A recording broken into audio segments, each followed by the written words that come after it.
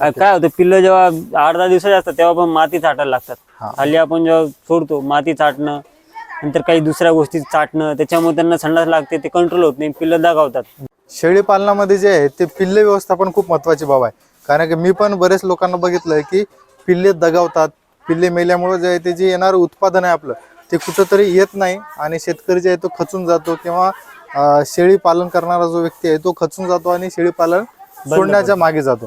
तर शेळी पालनामध्ये पिल्ले व्यवस्थापन ते महत्वाची बाब आहे, कारण की येणारं उत्पादन जे आहे ते पिल्लंच येतं. तर मग शेळी पालनाचं जे पिल्लाचे व्यवस्थापन आहे, तर पिल्लू जन्म झाले तेव्हापासून ते मोठे होईपर्यंत थोडंसं व्यवस्थापनाबद्दल आम्हाला माहिती द्या. जेव्हा पिल्लू जन्म होतं सुरुवाती, जेव्हा पिल्लू 1-2 दिवसाचं असतं, नवीन पिल्लू असतं, तेव्हा आपण सुरुवातीला त्यांना डाल्याखाली ठेवतो. बरोबर. डाल्याखाली ठेवल्यामुळे ते एकदम नाजूक असतात, त्यांना थंडी जास्त ऊन सहन होत नाही, त्यामुळे त्यांना डाल्याखाली ठेवतो.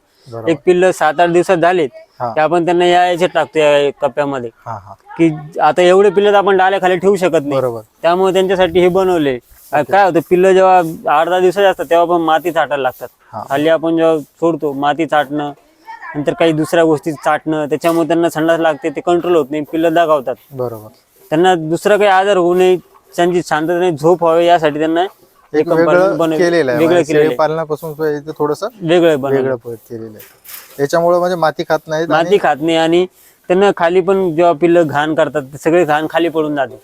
म्हणजे इथे पण बल्ले आहेत आणि मधामध्ये स्पेस दिला आहे, त्याच्यामुळे ते संडास आणि लघवी खाली पडून जाते. आणि काय होतं, माशा होतात, सगळं होतं, त्याच्यामुळे ते याच्यामुळे माशा होत नाही, काही प्रॉब्लेम येत नाही, पिल्लांची व्यवस्थित आराम होतो आणि त्यांना दूध पण व्यवस्थित पचतं. बरोबर. तर आपण जसं पाठीमागं तुम्ही सांगितलं की सगळ्यात अगोदर आपण डालीच्या खाली ठेवले होते पिल्ले, त्याच्यानंतर मग तिथं छोटंसं आपण कंपार्टमेंट बनवल्यासारखं बनवलं तिथं, तर तिथं तुम्ही 1 महिन्यापर्यंत ठेवता. तर 1 महिन्याच्या नंतर आपण या शेडमध्ये घेऊन येतो शेळ्यांना जे आहे ते. तर मग हे जे पिल्लं आणतो आपण, तर 1 महिन्याच्या नंतरचे, तर याचं जे व्यवस्थापन आहे, आता जे नेहमी आपण शेळ्या आहेत आणि हे जे पिल्लाचं व्यवस्थापन आहे 1 महिन्याच्या नंतरची जी पिल्लं आहेत, तर याच्यामध्ये नेमका काय फरक आहे आणि नेमकं आपण काय करतो याच्यामध्ये? काय होतं, आपण शेळ्यांजवळ जर कंटिन्यू पिल्लं ठेवले तर ते कंटिन्यू आईला दूध पित राहणार, चारा कमी खाणार, त्याच्यामुळे त्यांची वाढ जेवढी पाहिजे आपल्याला अपेक्षित वाढ होत नाही. त्यामुळे आपण तिकडे 1 महिने झाले, 1 महिन्याच्या नंतर पिल्लू चारा खायला लागतं, थोडं चारा खायला लागतं.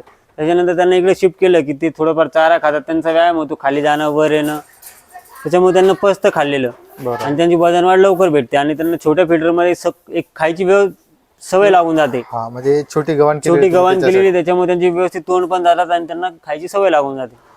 इथं आपण एक 5-6 महिन्यापर्यंत पिल्लं ठेवू शकतो.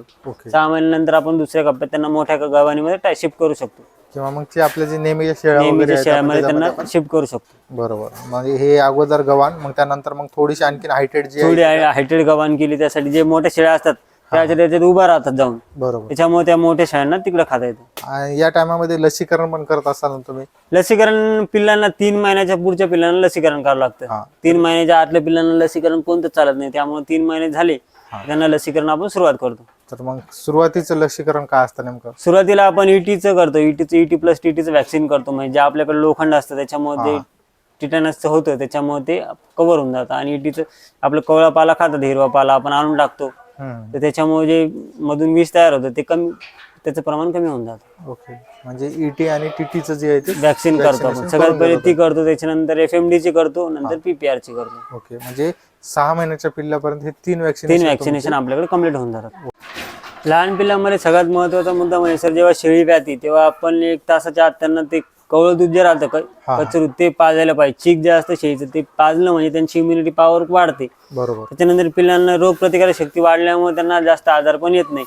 आणि सुरुवातीचे 8-15 दिवस आपण शेळ्यांचं थोडं दूध काढायला पाहिजे, ज्या शेळ्यांना जास्त दूध आहे. काय होतं, पिल्लू जास्त दूध पिऊन घेतं, परत त्याला म्हणजे दूध पचत नाही. दूध न पचल्यामुळे पिल्लू 1-2 दिवस जगतं आणि दगावून जातं.